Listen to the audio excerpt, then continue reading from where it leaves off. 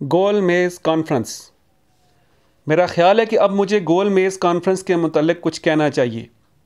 ज़ाती तौर पर मुझे इस कॉन्फ्रेंस के नताइज से ज़्यादा उम्मीद नहीं है।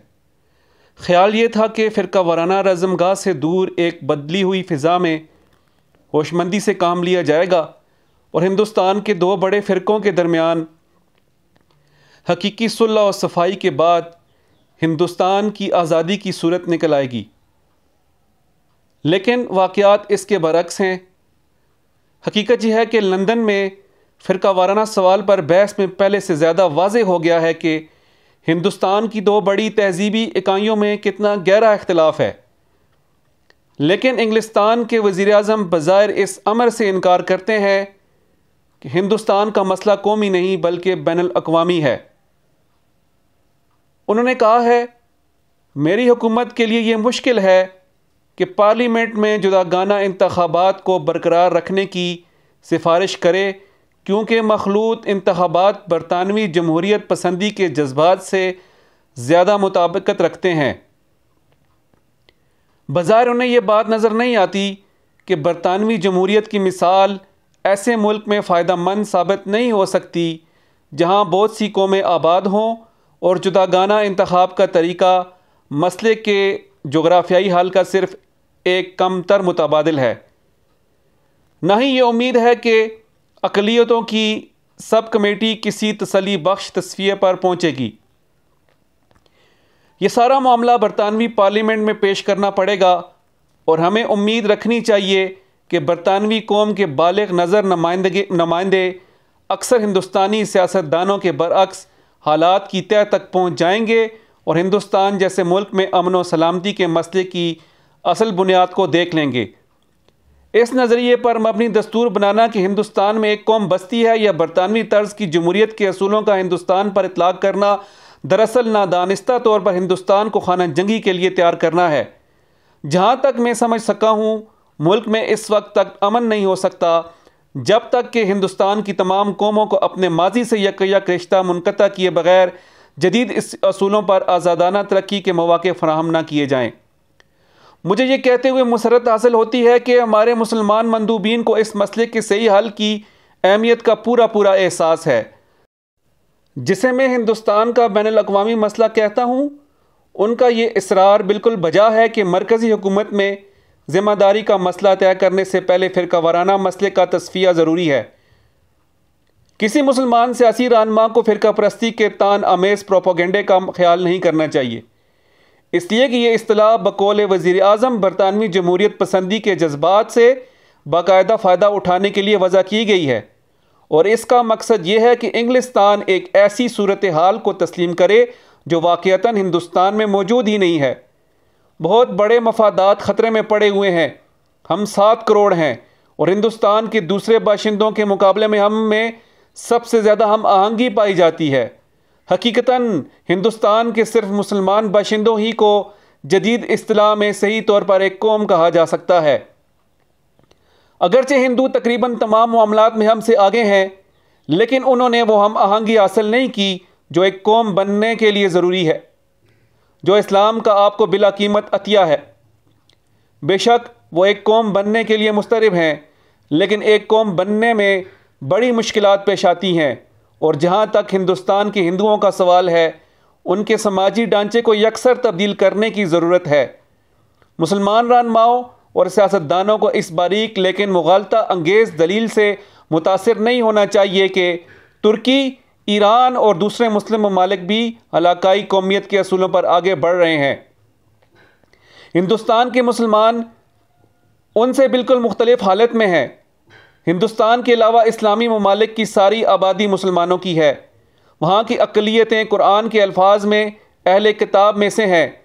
किसी यहूदी, ईसाई या ज़रतश्ती के छूने से मुसलमान का खाना नापाक नहीं होता और इस्लामी कानून अहले किताब के साथ मुनाक़हत की इजाज़त देता है।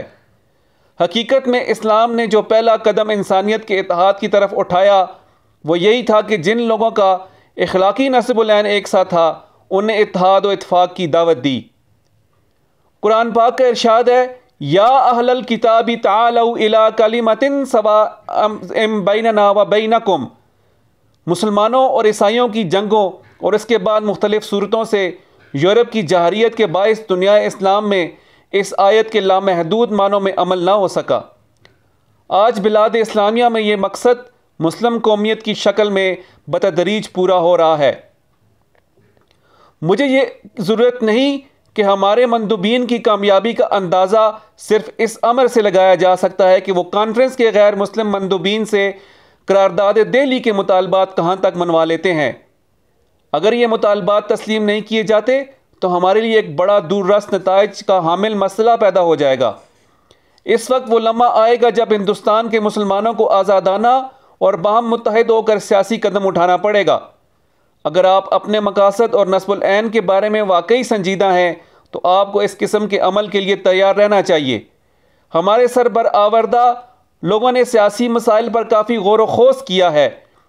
उनके गौर व फिक्र से हम किसी हद तक इन कुव्वतों से आशना हुए हैं जो हिंदुस्तान और उसके बाहर अक़वाम के मुक़द्दर की तश्कील कर रही हैं।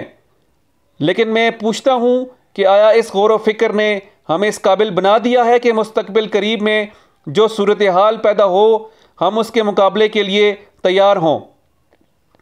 मुझे बिला तकल्लुफ़ कहने दीजिए कि इस वक्त हिंदुस्तान के मुसलमान दो अमराज में मुब्तला हैं। अव्वल इनमें कहतुर्रजाल है। सर मैल्कम हैली और लॉर्ड अर्वन की तशख़ीस बिल्कुल सही थी जब उन्होंने अलीगढ़ यूनिवर्सिटी में कहा कि ये कौम रहनुमा पैदा करने में नाकाम रही है। रहनुमाओं से मेरी मुराद ऐसे अफराद हैं जो आनत ईज़दी या अपने वसी तजर्बे की बदौलत इस्लाम की रूह और तकदीर के बारे में गहरा इदराक रखते हों और उसके साथ साथ जदीद तारीख़ के रुझानात से भी पूरे वाकिफ़ हों। ये वो लोग हैं जिन पर अवामुन्नास की हिम्मत और कुव्वत अमल का इन्हिसार होता है और ये बनाए नहीं जाते बल्कि खुदा की तरफ से अतिया होते हैं। दूसरा मर्ज़ जिसमें हिंदुस्तान के मुसलमान मुब्तला हैं वो ये है कि कौम जज्बे बाहम के जज्बे से महरूम है। इस वजह से बाज़ अफराद और गिरोह अलग अलग राह पर गामजन हैं और कौम की इज्तिमाई सोचों और सरगर्मियों में शरीक नहीं है। हम सियासत के मैदान में वही कुछ कर रहे हैं जो हम सदियों से मज़हब के मैदान में करते चले आए हैं। लेकिन मजहबी ग्रुपबंदियों से हमारे इत्तेहाद को इतना ज़्यादा नुकसान नहीं पहुँचा। इससे कम अज़ कम इतना तो ज़ाहिर हुआ कि हमें इस असूल से जिस पर कौम की तामीर और तरकीब का इन्हिसार है दिलचस्पी है। मज़ीद बरआं ये इस असूल इस कदर वसी है कि कोई एक ग्रोह या इस हद तक बागी नहीं हुआ कि वह जसद इस्लामी से कतई तौर पर अलहदा हो जाए। लेकिन ऐसे वक्त में जबकि कौम के मफाद की खातिर इत्तेहाद अमल की ज़रूरत हो तो सियासी अमल में इख्तलाफ हिलाकत खेज साबित हो सकता है। फिर इन दोनों अमराज के इलाज की क्या सूरत है? पहले मर्ज़ का इलाज हमारे हाथ में नहीं है। जहाँ तक दूसरे मर्ज़ का ताल्लुक है मेरे ख़्याल में इसका इलाज मुमकिन है।